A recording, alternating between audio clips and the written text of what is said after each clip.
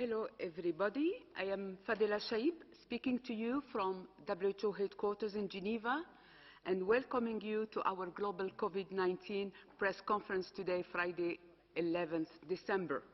Present in the room is the WHO Director General, Dr. Tedros, Dr. Mike Ryan, Executive Director, Health Emergencies, Dr. Maria Van Kerkhove, Technical Lead for COVID-19, Dr. Ed Kelly, Director, Integrated Health Services, Dr. Bruce Aylward, Special Advisor to the DG and who leads on ACT Accelerator.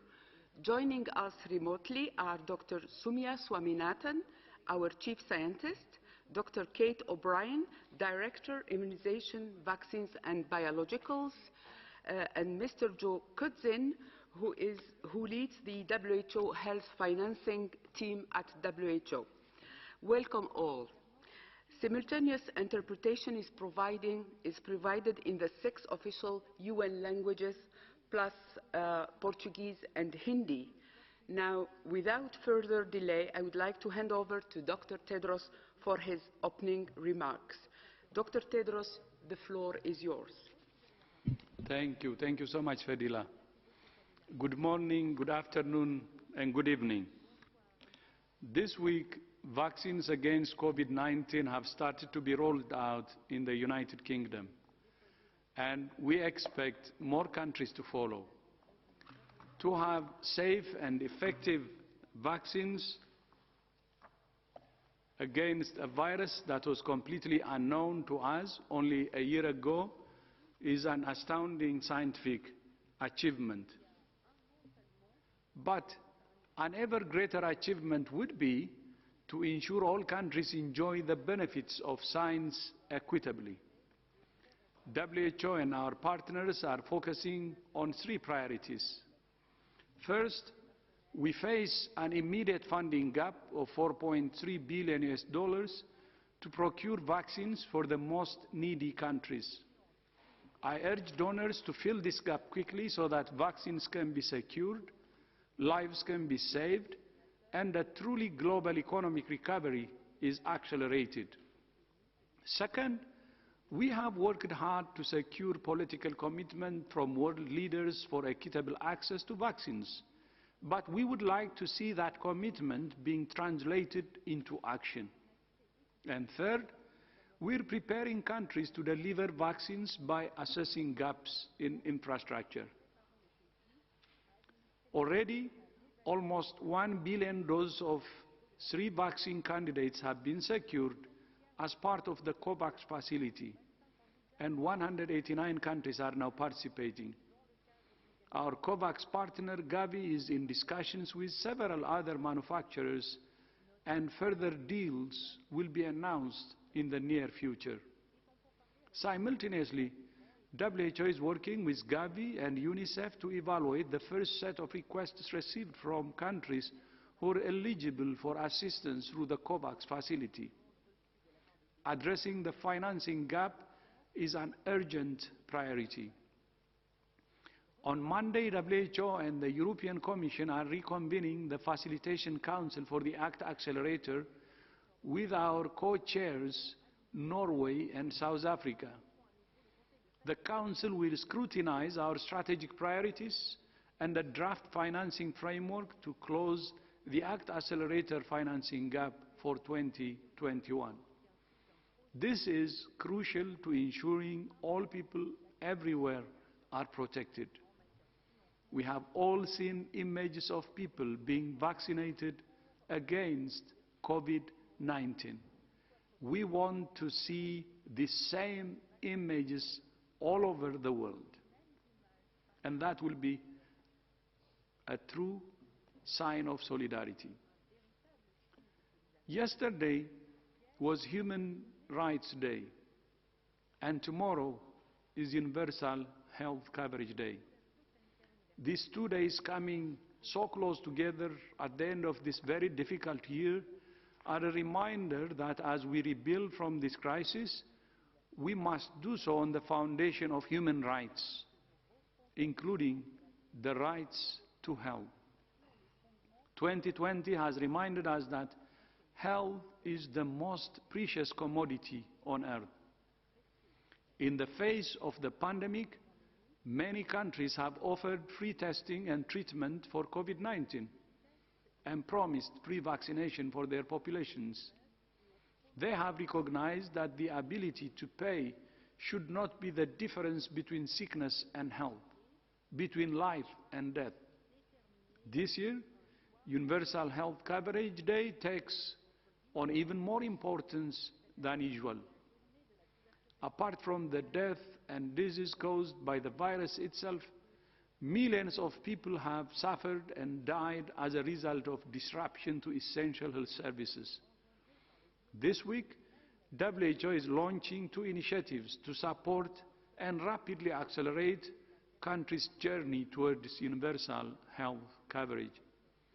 The first is a global program to strengthen primary health care, better equipping countries to prevent and respond to emergencies of all kinds, from the personal crisis of a heart attack to an outbreak of a new and deadly virus. The second is a new UHC compendium designed to help countries develop the packages of services they need to meet their people's health needs. WHO is also launching a new report that provides the first analysis of how global health spending has changed during 2020 in response to the COVID-19 pandemic. Many governments have responded to the pandemic with exceptional budget allocations for their health systems, and even larger allocations for economic stabilization and social protection. At the same time, COVID-19 has triggered a deep global economic crisis that could have a long-lasting impact on health financing. Public revenues are declining, forcing many countries to take on additional debt, which will impact lower-income countries whose economies were vulnerable before COVID-19 struck. The report warns that higher debt servicing could make it more difficult to maintain public spending on health. But this is precisely the moment for investing in health. The pandemic has demonstrated that health is not a luxury. It is the foundation of social, economic, and political stability. Indeed, today's report highlights that the COVID-19 crisis provides an opportunity for a reset in countries with weak health financing systems. It makes 6 key recommendations for a new health financing compact. To draw more attention to universal health coverage, we have also made it one of the main categories in the second WHO Health for All Film Festival. We're inviting all filmmakers, whether professional or amateur, to submit short films focusing on access to quality care for any health need by the 30th of January 2021. Several hundred films have already been submitted, and the 2 other categories for the festival are health emergencies, in which we invite short films about COVID and other humanitarian crises, and better health and well-being, in which we invite films about climate change, pollution, sanitation, nutrition, gender issues, and more. We know that although children are less at risk of severe disease and death from COVID-19 than older adults, millions of children have suffered from the pandemic in other ways, including disruption to their education. According to data collected by UNESCO, classrooms for nearly 1 in 5 school children globally, or 320 million, were closed as of the 1st December, an increase of nearly 90 million in just 1 month. In some places, children have been out of school for 9 months or more. Prolonged school closure are presenting an unprecedented challenge to children's education, health, and well-being. Today, WHO has released a new checklist to support schools in reopening and in preparing for resurgences of COVID-19 and similar public health crises. It lists 38 essential actions, a new checklist to support schools in reopening and in preparing for resurgence of COVID-19 and similar public health crises. It lists 38 essential actions to be considered by different stakeholders as they work together to agree school reopening plans. More than 66 million cases of COVID-19 and 1.5 million deaths have now been reported to WHO. In the past 6 weeks, the number of weekly deaths has increased by around 60%.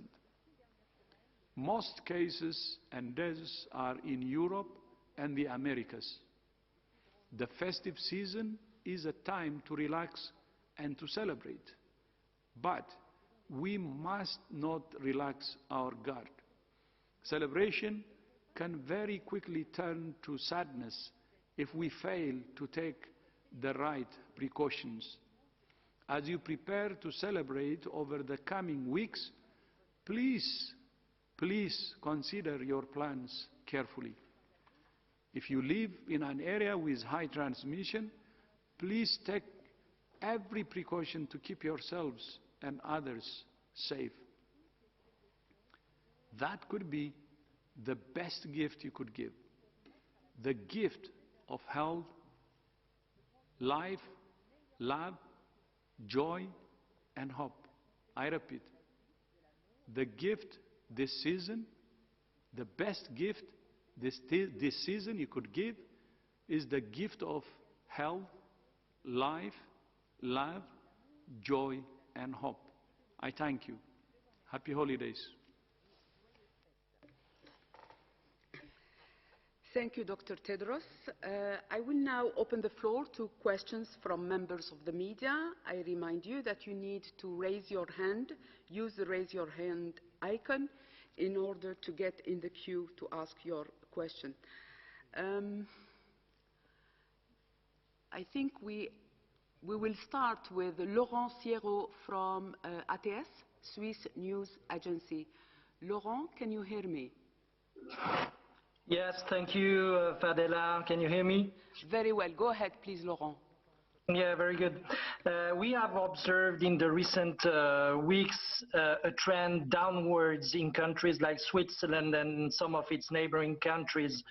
But then more recently, since 1 week, there is a kind of plateau at high level number of cases, despite strong measures that have been taken by the different governments. So how do you explain that? Thank you. Thank you, Laurent. I would like to invite Dr. Van Kerkhove to take this question. So thank you for the question. Indeed, across many countries in Europe, we have started to see a decline in cases. And there have been, and I think that's a result because of the measures that have been put in place and individuals who are adhering to those measures. But as you said, it's starting to plateau in some locations. And what this means is that we need to stay the course. We need to follow through. We need to continue to practice the physical distancing, staying home if being asked, teleworking, following all the measures that are put in place to keep ourselves safe. Whether these are individual level measures such as physical distancing, the wearing of masks, cleaning your hands, practicing good respiratory etiquette, whether you are asked to stay at home, continue to stay at home. But we have to follow through. I think one of the lessons we can learn, especially across Europe, is over the summer, Europe showed us that they brought transmission under control.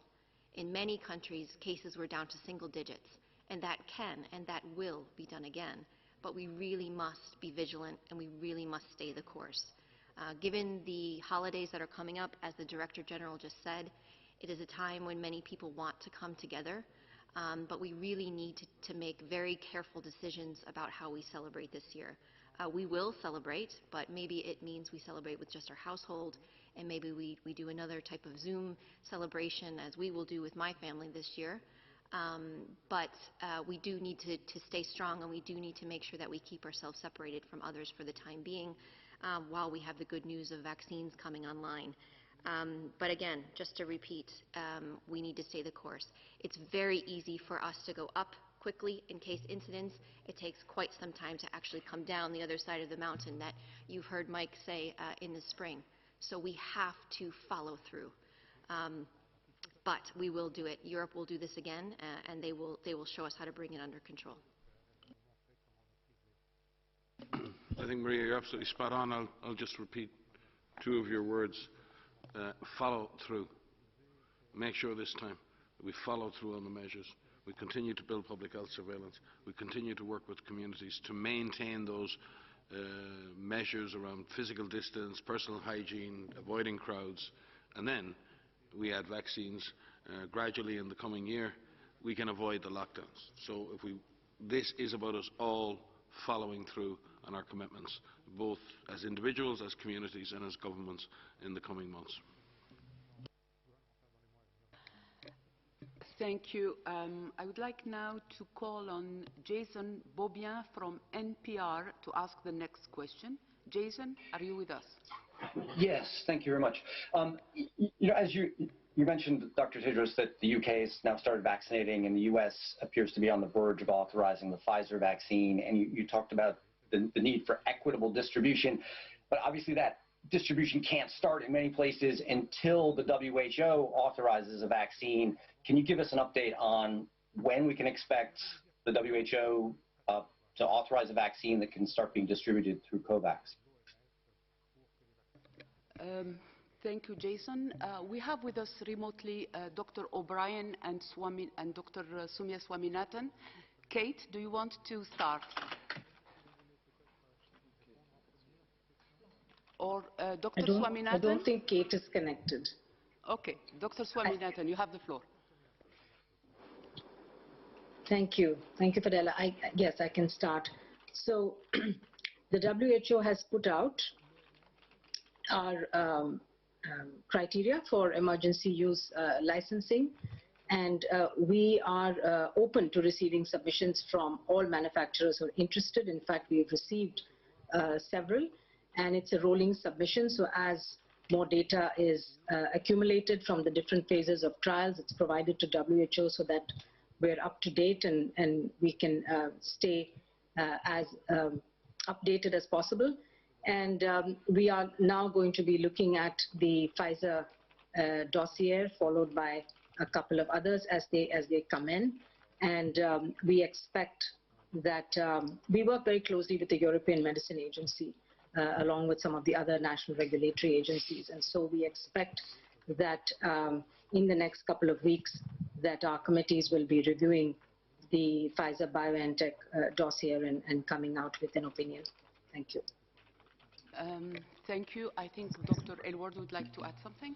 Yeah, thanks so much. And Jason, thanks for the question. Super important. When we established the COVAX facility to make sure that there would be absolutely no barriers to the most rapid access to vaccines possible for all countries in the world, we're actually using a slightly different process wherein we are indeed looking at these products through the WHO emergency use listing procedure. And at the same time, we have an exceptional procedure in place where some products that are approved by what we call a stringent regulatory authority can also be considered by the COVAX facility. So there will be no barrier to the speed with which these products could potentially be used globally.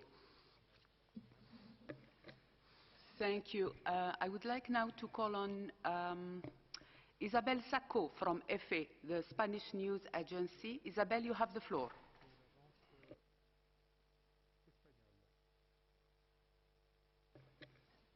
Yes, good afternoon. Yes, I had this, more or less the same question as the previous one. I would like maybe to ask again on if Dr. Soumya can identify the vaccines, the candidates that WHO is reviewing, and if for the general public, if she can explain the importance of this review by WHO, taking into account that we all know that there are many other regulatory national agencies that are doing the same procedure. Thank you. Thank you, Isabel. Dr. Swaminathan.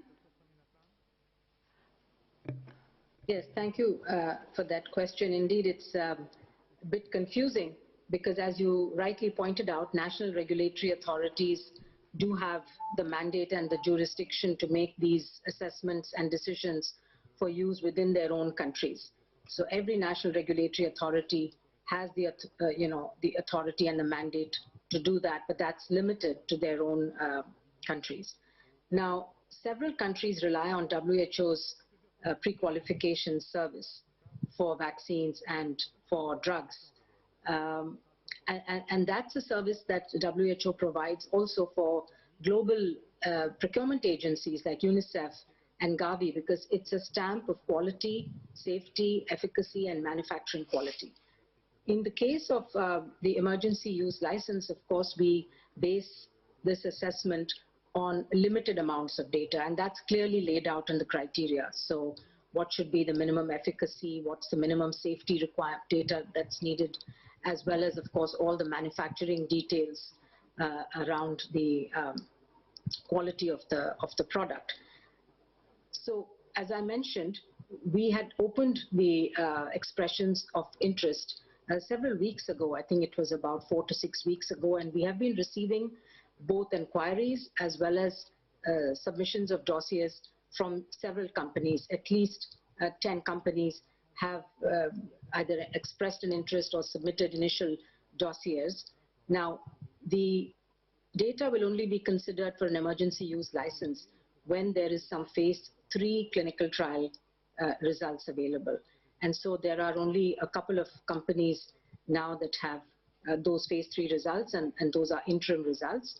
And so we've started with the Pfizer dossier. We expect also to have the Moderna, followed by the AstraZeneca dossiers examined in the next few weeks, and we will be coming out with the decision whether it is receiving an emergency use license or not. The other thing that we are doing is, of course, working with the regulatory agencies, the International Coalition for Medical Regulatory Agencies, the ICMRA, with whom we have a letter of agreement now on how we would work together so that we can speed up things further. We have regulators from several countries, actually, who have stepped up and volunteered to help the assessments that WHO will be performing. So these will be joint assessments done with national regulatory agencies. And we have asked countries also to prepare for licensing of vaccines by either accepting the WHO EUL or PQ procedures, or by accepting one of the stringent regulatory authorities, as Bruce was just mentioning, so that they are in a position to receive vaccine doses from the COVAX facility. They have to accept either of these. What we don't want is for every country to start an assessment process for every vaccine, because that's just going to take far too long. And so therefore it is important to rely on a few regulatory agencies globally, plus the WHO process. Thank you. Thank you, Dr. Swaminathan. Dr. Adkili would like to add something? Yes, thanks, Fadela. And just to complement the points made by Soumya on this, one of the pieces of work certainly is getting the vaccine through the regulatory process and getting it reviewed here at WHO. But as we've always said, it's not vaccines, but vaccinations and vaccination programs that will end up protecting people. And there's tons of work going on right now. In fact, the entire ACT Accelerator, in many ways, as the person doing a lot of the work on the Health Systems Connector, has pivoted to support the assessment in countries. We were targeting 100 countries. We've now got 105 assessments already in, and the picture of what is going on and how countries are preparing, not just on regulatory work, which does need some more work on, but also on safety monitoring systems. We've got over 65% of countries that have already got safety monitoring systems in place. So all of that work will be as important as the work that Soumya just mentioned. Thank you. I would like now to invite Jeremy Lange from Radio France Internationale, RFI, to ask the next question. Jeremy, do you hear me? Yes, I can hear you, Fadela. Thank you so much. A question about testing. A lot of people are thinking about getting tested ahead of Christmas. In France, the health minister advised against it, saying that it might provide a false feeling of safety. I would like to know what is WHO, do you have any comment on that? Do you advise against or for testing before Christmas? Thank you. We certainly advise that all patients who are suspected of having COVID-19 are tested, and that we expand testing, particularly the use of rapid diagnostic tests in specific circumstances. Maria can go into details about how we see the strategic expansion of testing. But we need more testing, not less. I think the Minister may have been relating to the specific issue of individual risk. Finding as many infected people in the community is very important. But when you get a test and you test positive or negative on a certain day, it doesn't mean you will test negative the next day or the next day. So doing more testing to find infected people, yes, good. Relying on a single test to guide your behaviour in the coming days, or who you can meet or what you can do, is problematic, because knowing your status today does not guarantee your status tomorrow. So we must sustain the behaviours of physical distancing, wearing masks, avoiding crowded spaces, ensuring we're using appropriate ventilation, and doing all those things to minimise risk in those environments. That does not mean that targeted strategic testing is not a good idea. We want to see an expansion of testing, but we want to see it done for public health purposes. Individuals who have the resources to have themselves tested, there is nothing wrong with getting a test. It's really how you interpret that result and how that affects your behaviour, and how it should or shouldn't affect your behaviour. Maria? Yeah, thanks. Just to supplement what Mike has said, we encourage, we advise, we recommend strategic testing. We have since the beginning. And anyone who meets the suspected case definition should be tested. We've worked very hard through our regional offices and our country offices to build testing capacity. This has been a PCR-based testing capacity, and now all countries are able to test for COVID-19, test for SARS-CoV-2 infection, the virus that causes COVID-19. And that is really quite an incredible feat. We now have antigen-based rapid diagnostic tests that are coming online. These are cheaper, quicker, easier to use. And we recommend these to be used in areas where there's a lot of virus, circulating, where there are outbreaks that are happening, in areas potentially screening individuals like health workers who are at a higher risk of exposure because they have direct contact with known patients.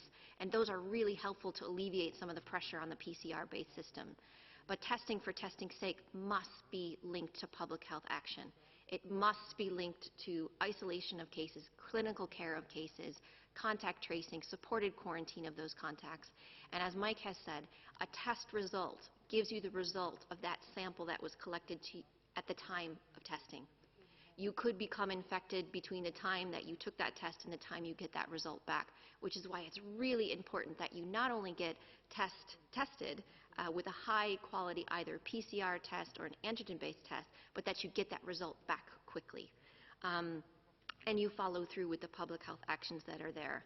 So in some countries, testing will be expanded, and this is good, and we have seen a global expansion of testing. But again, it needs to be fit for purpose. It needs to be linked to cluster investigations and case finding, and making sure that you're working towards your goal of reducing transmission, and you're breaking chains of transmission. So there are good products that are coming online. These rapid antigen-based tests are a game changer in many ways because they can be used in lots of different settings and take the pressure off of the PCR systems. But again, we still, all of us, need to adhere to all of the measures that keep ourselves safe and keep our loved ones safe. So keep up that physical distancing, keep following all of the measures that are put in place in the local area where you live, which is based on the transmission that's happening around you. Thank you. Moving now to Cancun in Mexico, I would like to invite Paulina Alcazar from Cadena News to ask the next question. Paulina, do you hear me? Sí, Fadela, gracias. ¿Me escuchas? Go ahead. Yes, go ahead, please. Gracias. Buenos días. Aquí desde Cancún les saludamos. ¿Qué consideraciones se deben tomar ahora con un número elevado de reinfecciones? ¿O se considera esto como un COVID largo o COVID persistente cuando una persona vuelve a dar positivo en sus pruebas después de varios meses? Gracias.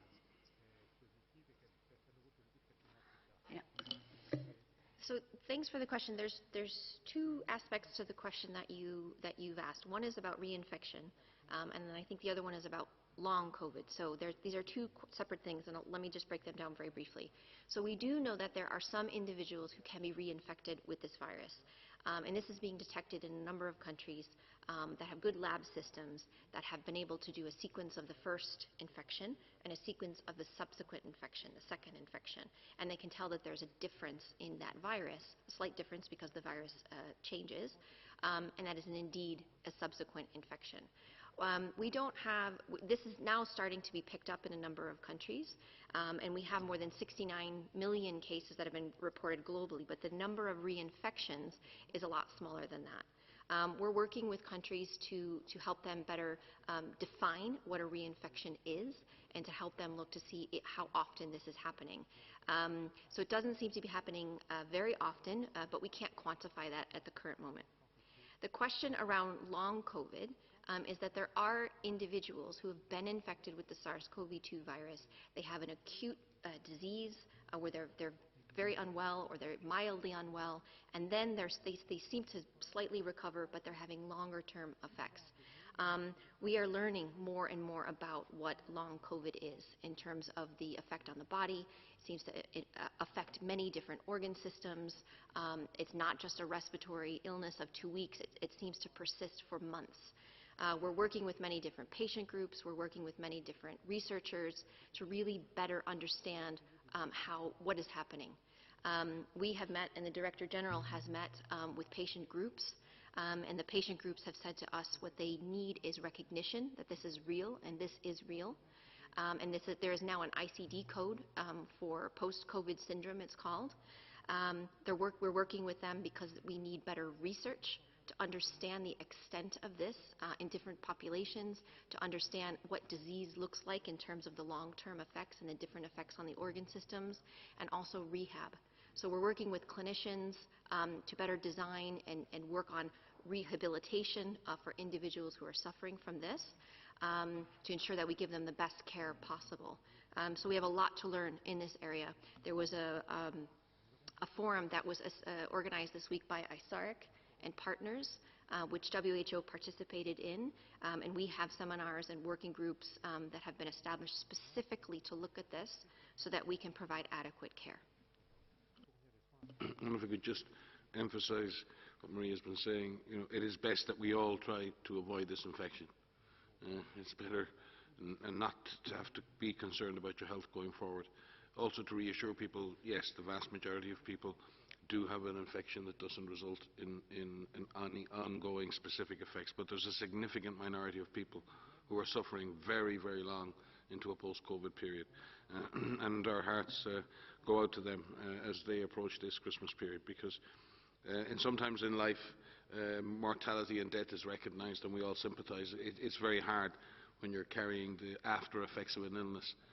It can be a very lonely experience, and people don't want to attract attention to themselves because people may think I'm infected and I'm still coughing.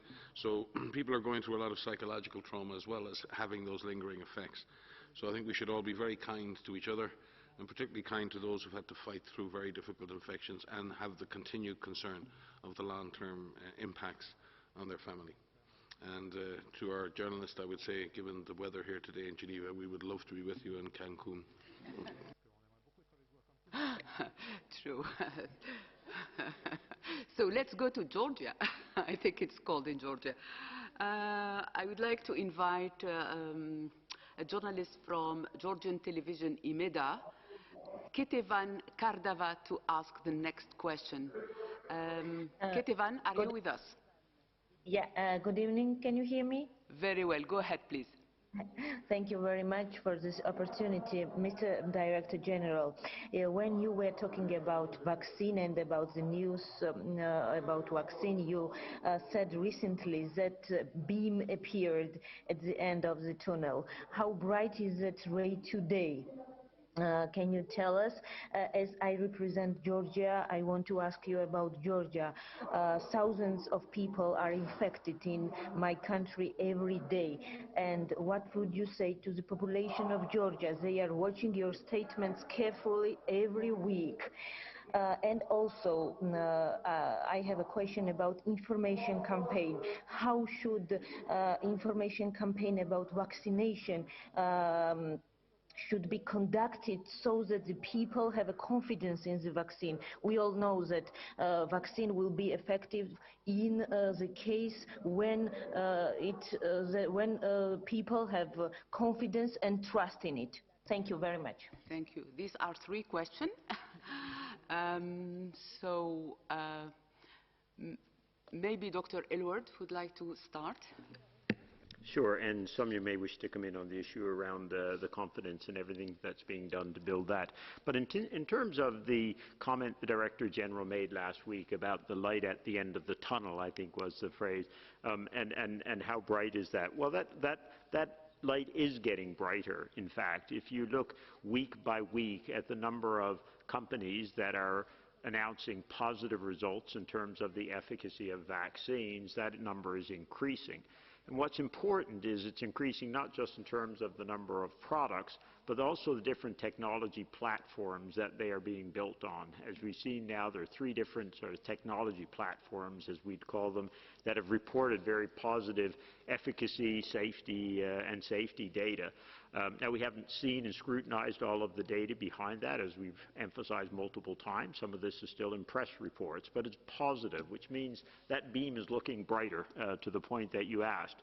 But at the same time, there's other considerations, and Mike emphasizes this repeatedly, and Maria, I think it's so important, and that is that there are real challenges with volumes. These are still very, very scarce products, and just as some companies are announcing successes, there are others, and we've had 2 or 3 over the last few days, that have said they've had challenges with their products, either in terms of the volumes they can produce or in terms of some of the trial results. And so this reminds us that while the beam, as you said, or light at the end of the tunnel is getting bright over time, it's still a long tunnel to get out of the battle against COVID, and we still have a long winter in front of us. And I think to the point that Mike emphasizes again and again, we have to do everything, and we need to continue doing everything for the foreseeable future. Because with that light at the end of the tunnel, we should have a new energy now to do the case finding right, do the contact tracing right, do the isolation right. So what this really should give us is the hope and the stamina to be managing this disease and implementing those measures that much more strongly in the near term. Perhaps someone would like to comment to the broad agenda of work on confidence building. Thank you. Dr. Ryan? No, with specific reference to Georgia itself, I mean, Georgia's had a tough time over the last number of weeks. It's had a very steep rise in cases and has reached a pretty high cases per million population overall. Although that's stabilized in the last week, there's been a 9% increase in cases in the last week, and I think an 8% increase in deaths. So Georgia's had certainly in the first wave earlier in the year, Georgia managed to avoid a good deal of the impact of the first elements of this pandemic, but has been hit quite hard this time around. I think the positive answers or news are that the case fatality rate has been relatively low, and again, credit to frontline doctors and nurses who continue to maintain frontline services. But I think the story here too for Georgia, and it's something that every country needs to look at. Past success or past avoidance of a given scenario does not mean that that scenario can be avoided the next time around. You may have dodged a bullet in the last time, you may get hit hard this time. And therefore it's really important that you understand in a given setting. You see in situations like, for example, at the moment in Korea and in Japan, they've been dealing with the bouncing cases in the last couple of weeks. Korea has been an extremely high performer in the area of disease control, but it's going to have to turn and fight that disease again.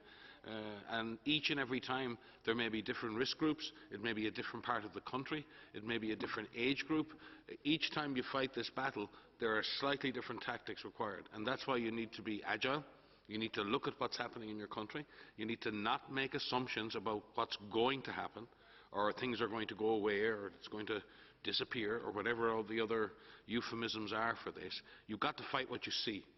Knowledge and data drives that, understanding what's happening, and then giving people the right information, intervening aggressively in the right places, adapting your control measures to the situation you see on the ground, expanding your testing, and improving your capacity to understand clusters and amplification events, and then supporting people in avoiding crowded settings and doing all of the other things we need to do. The DG keeps saying it again and again. Do it all, but I would also say do it smart. And when you have limited resources, do it smart as well. And use those resources and drive your public health interventions with the intelligence that comes from using science and using data, a data-driven, science-driven approach. And again, Georgia is turning that corner. It is not an easy time. And we've seen in Europe that as the disease has come under control in many of the Western European countries, many Central European and countries in the Caucasus and even in Central Asia have continued to have a difficult time. And then that shows how this disease is in a different, we're not in an epidemiologically stable situation. The virus is still working its way through the human population. The vast majority of people remain susceptible. So it has not settled down into a pattern that you can predict and say, oh, this is what's going to happen next week and the week after. That is not the case. And there are potentially unique aspects of every country's culture and behavior and setup that can drive transmission one way or the other. Maria? I'm sorry, I just want to say that we're moving around from your question a little bit, but I just want to highlight some of the things Mike has just said there. It is about being in a state of readiness. You know, we know so much more now. We're using data to drive our actions. And if a country is having an increase in cases like we're seeing in Georgia, you still have experience. There's a lot of experience and knowledge that is being used to help tailor the approach to what needs to be done, where it needs to be done, and for the amount of time that it needs to be done. And that's done at a political level, it's done at a community level, it's done at an individual level. And with the example of Korea, and we could choose a number of countries that have seen resurgence, it's about that state of readiness. So if you use the system that you have in place, the world is not in the same place we were in a year ago. Many countries have built up this public health infrastructure, some at a faster rate than others, but we still need to continue to invest in people, in a workforce that can do active case finding, that can carry out those tests and that strategic testing so that lab results get back quicker, so that we carry out the contact tracing and the cluster investigations. This virus likes people. It needs people to transmit between.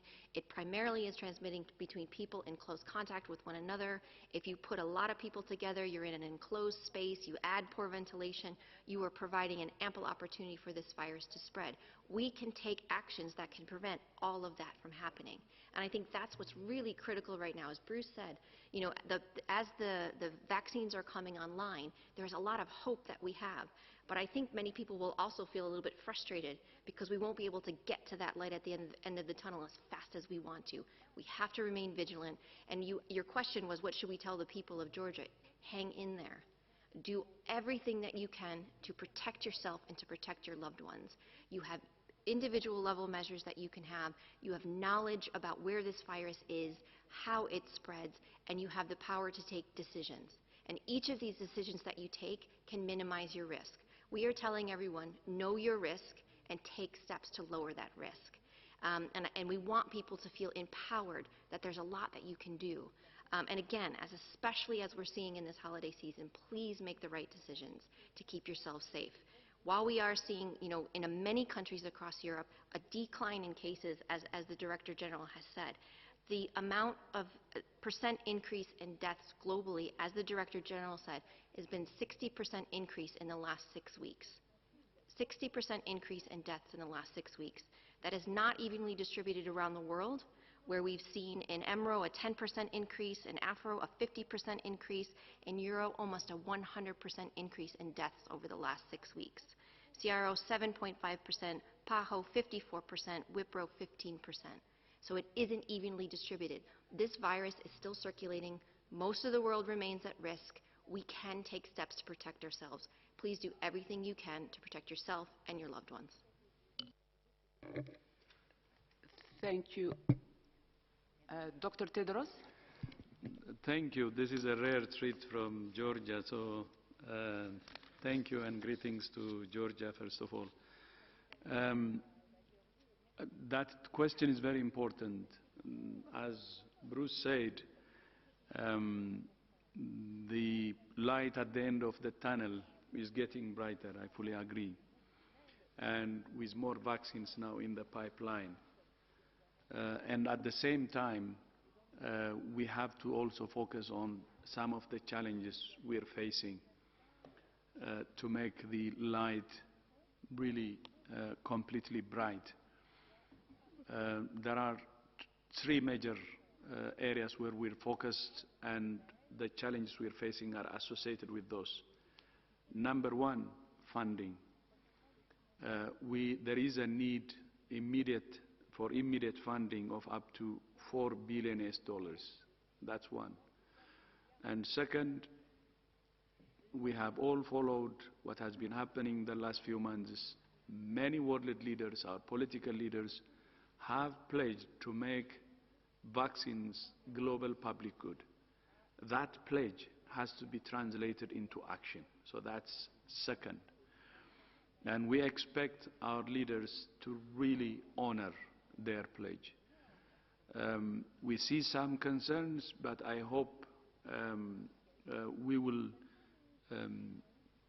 have the vaccines on the ground based on the pledges that have been made. Third is infrastructure. The whole supply chain, especially of developing countries, has to be strengthened, have to be prepared. The supply chain, training of health workers, and so on, we're doing that, and that's the other area where we're focusing.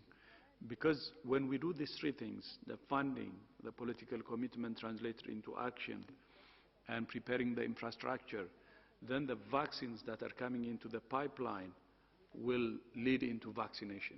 And at the end of the day, the most important part of the whole process is when you see people vaccinated, when they have the inoculation, and when that is done fairly, and when that's done globally.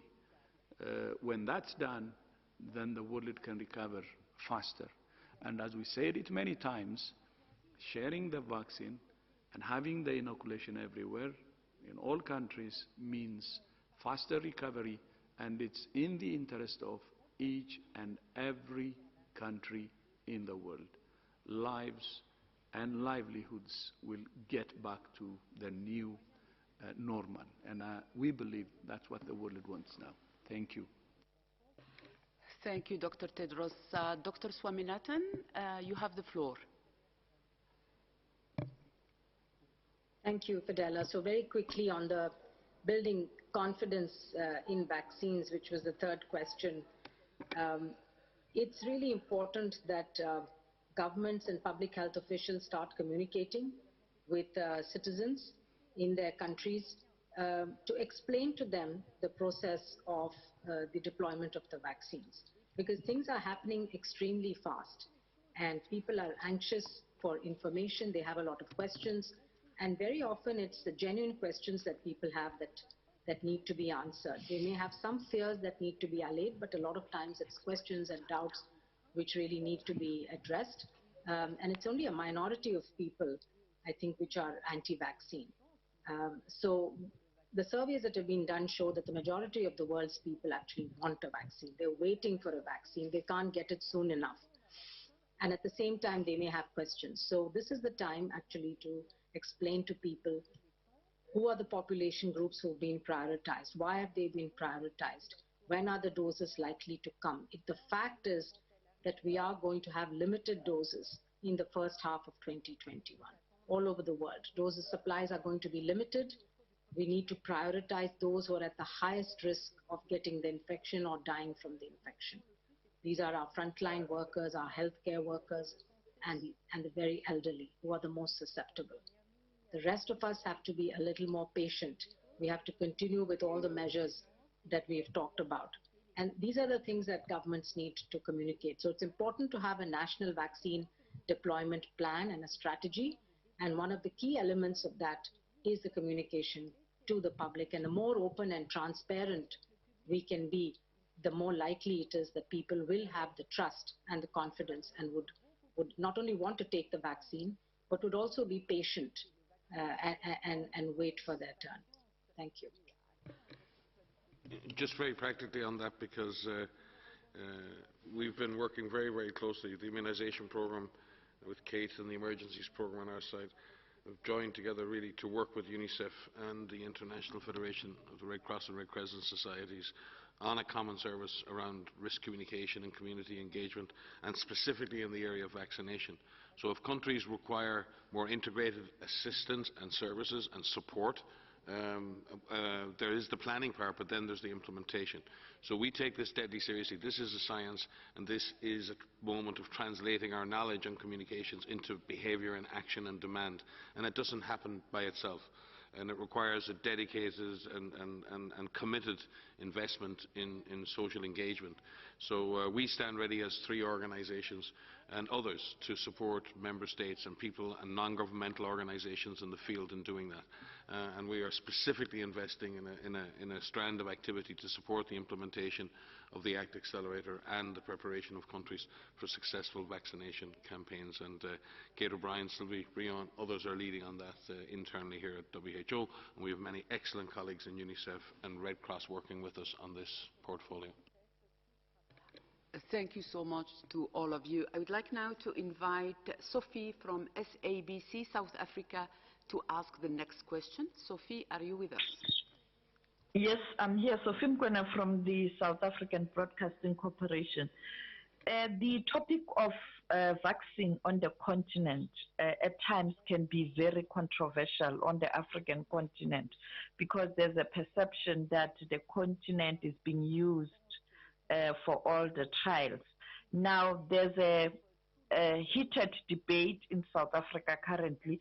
The Chief Justice of the Constitutional Court yesterday, a very religious person, when he was praying, he prayed that there shouldn't be a vaccine that is being manufactured based on demons. And therefore, that has generated a heated debate, and it has instilled fear in some people questioning, particularly after he also pointed out that why you give people vaccine when they are not necessarily infected.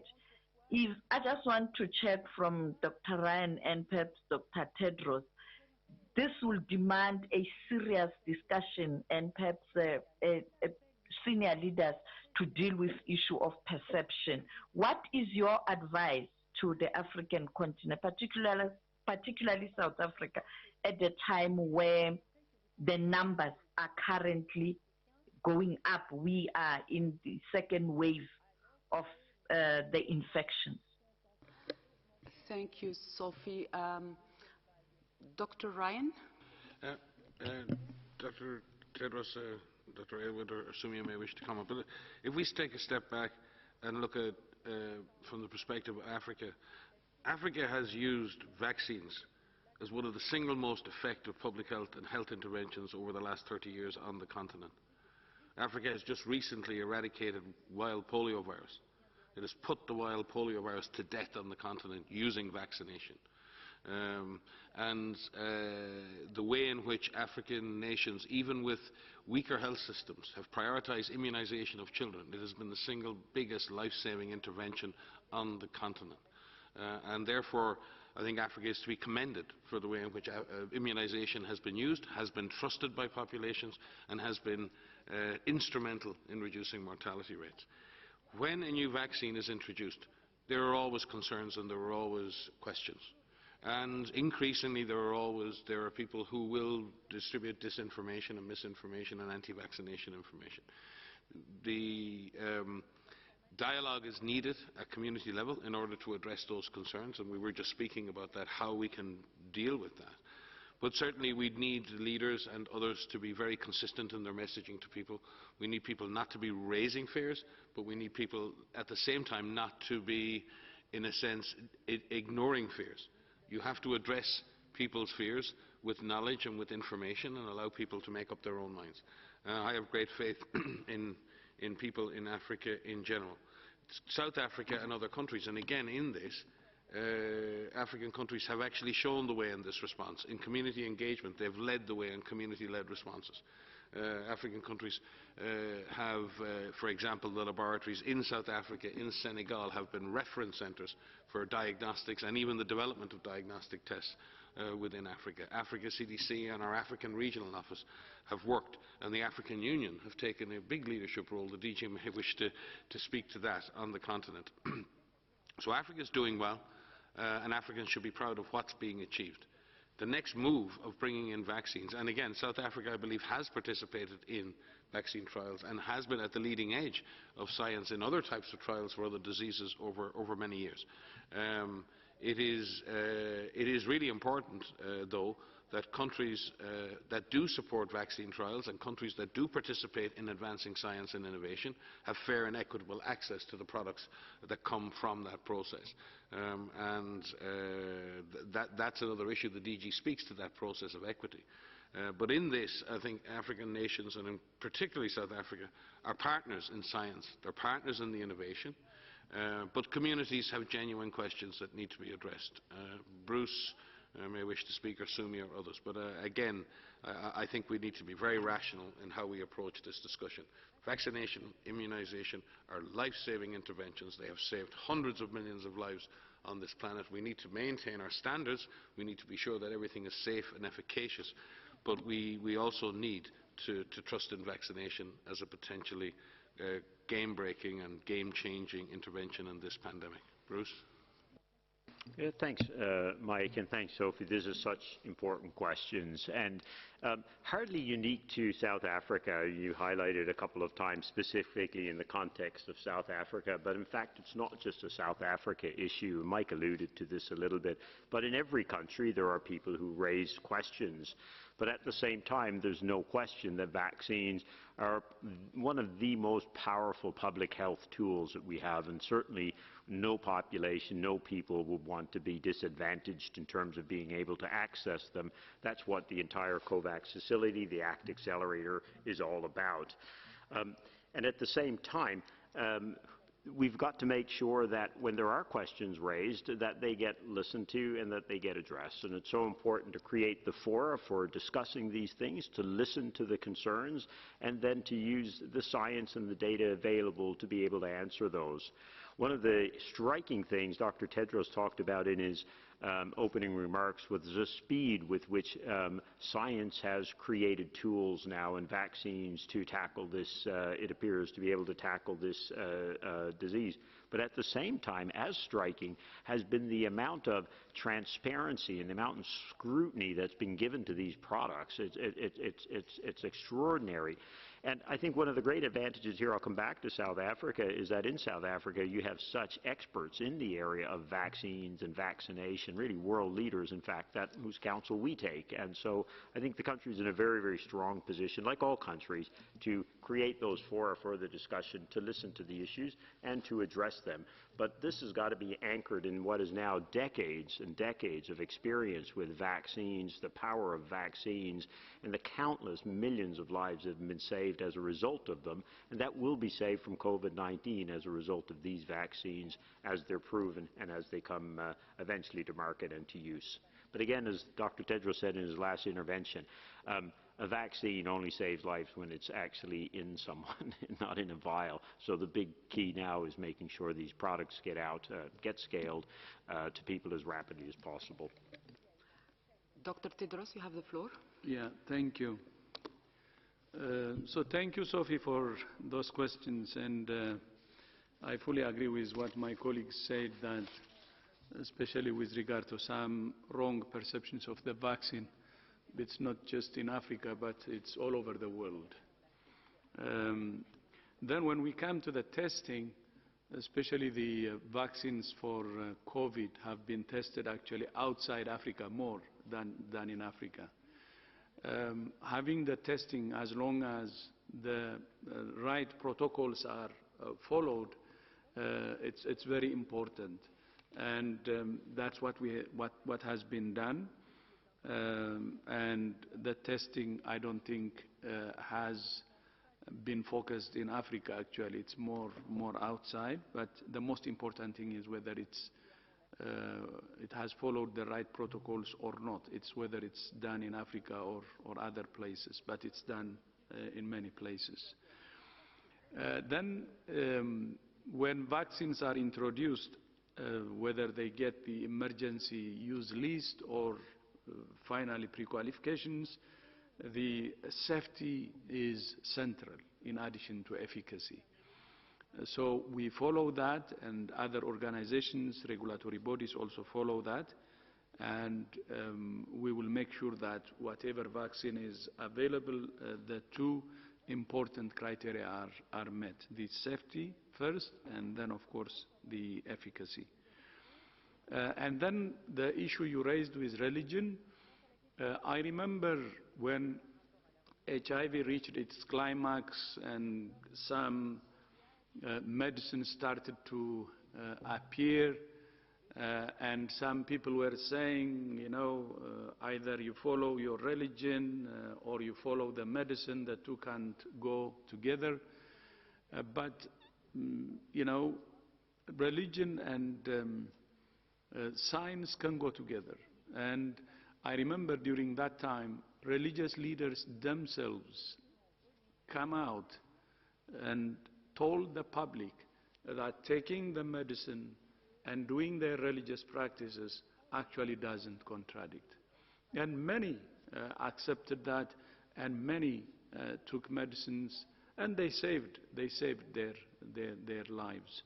So for our religious leaders, it's very important to see from the right authorities whether the right safety and efficacy measures based on those the medicine is or the vaccine is being provided or not. That's what they should focus on.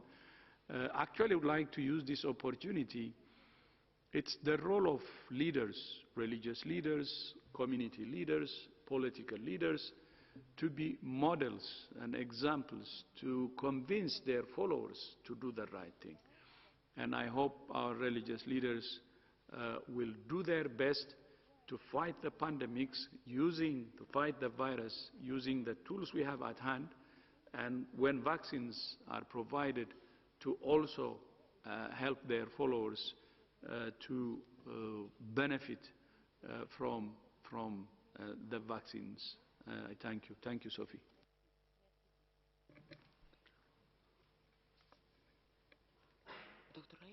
Just, the DG mentioned something there, and I think it was important. I think there are vaccine trials ongoing of different types in more than 50 countries around the world, and only 3 are in Africa right now. The vast majority of trials are occurring in South America, they're in Central America, in North America, in Europe, in East Asia, in the Western Pacific, in Southern Africa, and also I think in Kenya as well. So the vaccine testing is distributed in a world. In fact, it's a wonderful example of the absolutely global collaboration. It's the most amazing thing to look at a world map and see the number of therapeutic trials, the number of vaccine trials that are going on, and the way in which that data is being shared between the public and the private sector, the way that data has been shared between academics and WHO. So I think it's an actual sign of tremendous strength in the global system that such collaboration exists, and Africa is part of that. Thank you so much. We will take a last question from China Daily. Chen from China Daily, you have the floor. Last question. Hi. Thank you very much for the opportunity. You know, this year, 2020, looks quite bleak. I mean, obviously. You know, you mentioned about the light at the end of the tunnel. Could you give us a picture what the coming year 2021 will look like? You know, how much miracle this vaccine will do?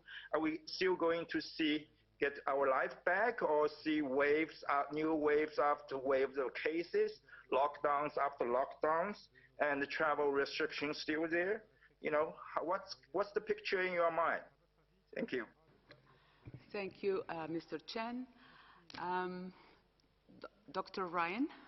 Okay. I suppose it's one of those moments where you say to everyone, let me give this to you straight. The situation globally is still very epidemiologically unstable. The vast majority of the world's population remains susceptible to this infection. Some countries, are on a very negative trajectory in terms of the incidence and death rates for this disease. And most countries, even at low levels, are still at risk of a disease resurgence. It's clear, though, and what we have learned, and the hope is that many countries have demonstrated that this disease can be suppressed and controlled, and that control can be maintained at low levels. But some countries face the current challenge of intense community transmission in the context of a seasonal period when it's very difficult to separate people adequately. For those countries who are not in that situation and are achieving lower levels of transmission, avoiding intense community transmission must be an absolute objective in the coming weeks and months. Avoiding going back into situations that require lockdown. Because if that can be avoided, and when we have now the vaccine coming online, it can give great hope.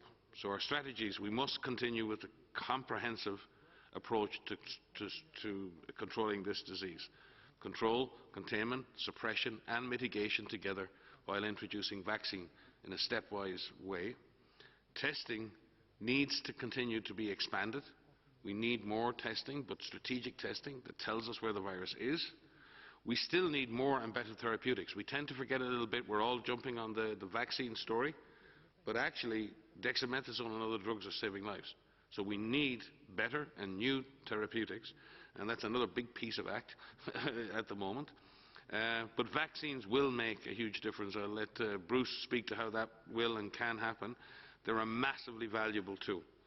But vaccines by themselves will not equal zero COVID.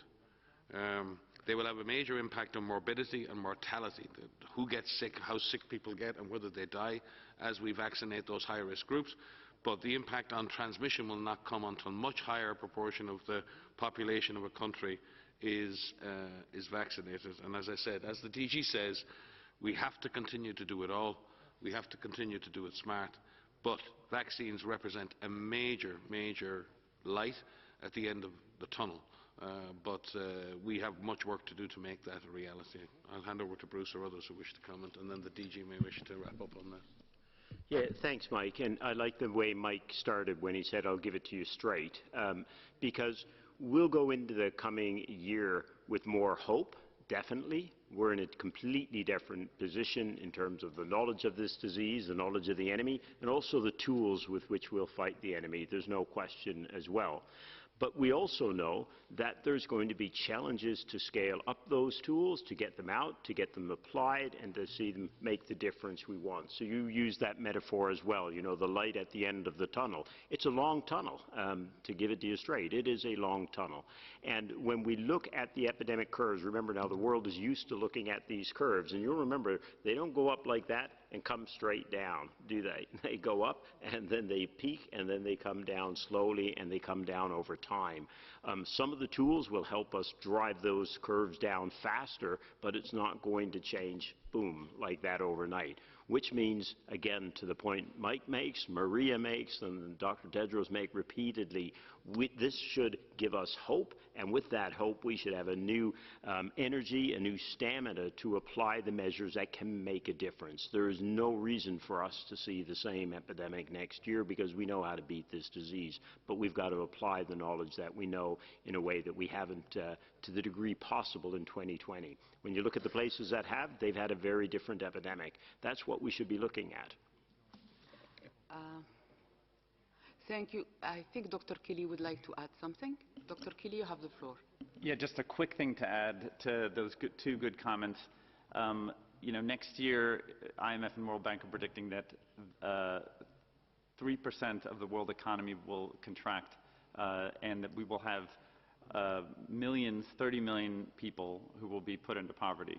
So on the eve of Universal Health Coverage Day, next year for WHO certainly, and for a lot of countries, will be the year of trying harder. We'll have to continue on this push for the response, just like Mike was saying, just like Bruce was saying, but we will also have to be continuing to work and expand this idea of what is essential, expanding access to health care to ensure that people have access for COVID, but also to ensure that when this is all over, we were able to say that we were able to treat those people that needed essential services as well.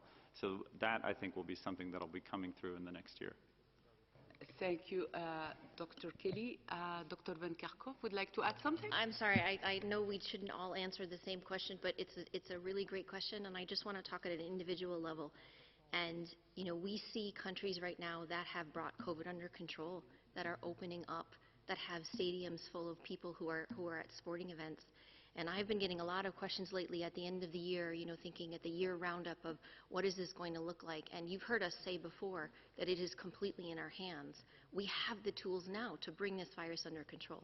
Vaccine is an additional, and vaccination is an additional tool that we will have.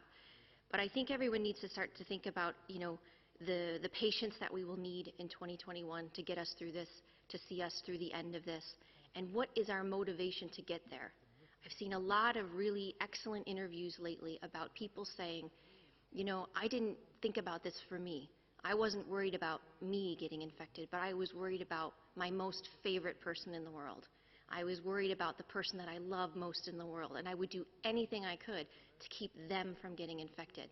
And I think whatever it is that motivates you to protect yourself, but even more so to protect that person that you love most in the world, do that and do it now. Because that's what 2021 is going to look like. That is what is going to help us bring this under control. And the vaccinations coming online is incredibly hopeful, but we need the patience to get us to that end point. And it will take some time. So we don't have that exact end date. But if you think of some of the countries that have actually brought it under control, they're almost there. They have to keep it up. They have to remain vigilant and keep it down so that it doesn't resurge. Because no one, you've heard Dr. Tedros say this so often, no one is safe until everyone is safe. But find your motivation that will help keep you and your loved ones safe, because that is what 2021 means to me. Dr. Tedros, you have the floor for your final comments. Okay, thank you. So thank you everyone for joining, and see you next week in our next presser. Bon weekend. Have a nice weekend. Thank you, DG. Just reminding journalists that we will be sending the opening remark of Dr. Tedros plus the audio file to you just after this press conference. The full transcript will be available for you as of tomorrow on the WHO website. Thank you and have a nice weekend.